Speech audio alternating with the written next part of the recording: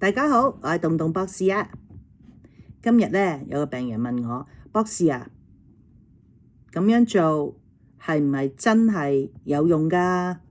我同佢講，你唔做，你係點知咧？我淨係知道，如果你唔做咧，你就一定會越嚟越差。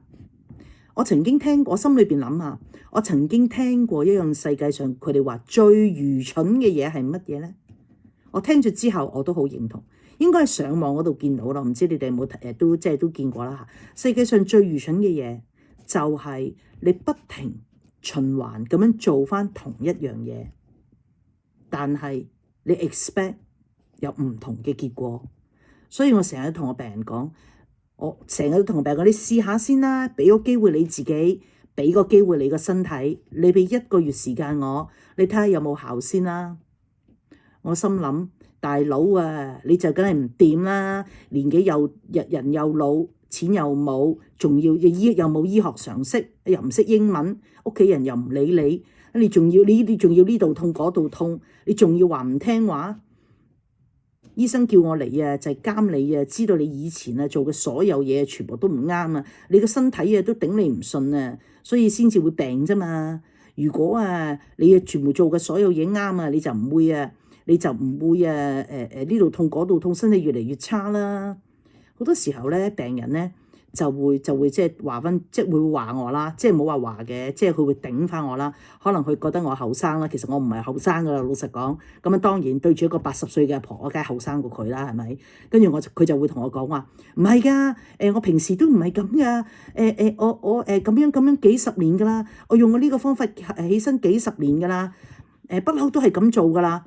跟住我心諗，就係因為你做咗幾十年嘅方法都錯，咁而家咪痛咯。有陣時候我心咁諗下，有陣時候我頂唔順咧，啲病人咧，我講一句佢駁一句，咁我就鬧鬼佢咯。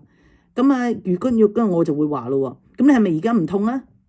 你話你自己做得啱啊，咁你而家係咪唔痛啊？點解你會越嚟越痛啊？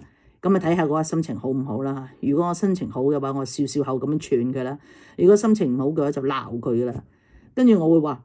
醫生叫我嚟啊，就係叫我啊嚟教你啊。我仲想，其實本來我仲想講嘅，你聽我話定我聽你話啊？呢句咧我真係好想講嘅，不過我梗係吞埋，即係咕一聲吞落肚啦。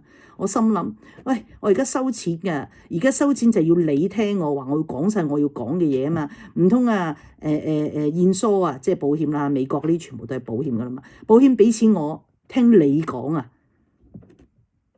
好多時候即係話類似呢啲咁樣嘅嘢咯。當然啦，睇下佢語氣好唔好啦。大部分嘅病人我見到七成到虛心想學嘅，咁就唔會咁樣得住嘅。咁樣通常啲得住嗰啲咧，我都有我方法即係同佢講咯。有陣時候係氹氹，有陣時候都真係